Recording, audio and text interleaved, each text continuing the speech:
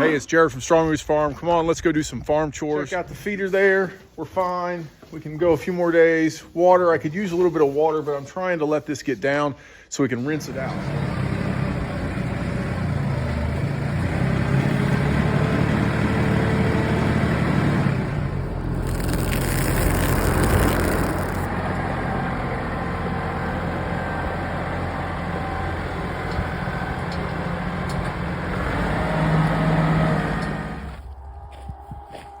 Feeders are good.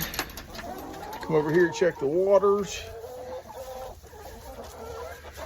Water's good. All right, everything's alive and fed and taken care of. That's a quick chore tour here. Took me about 15 minutes, and now I'm gonna go in the shop and work for a couple hours here on a welding project I got. So it's 5:45. Hopefully be in the house by 7:30 and have a nice dinner, and that's our day.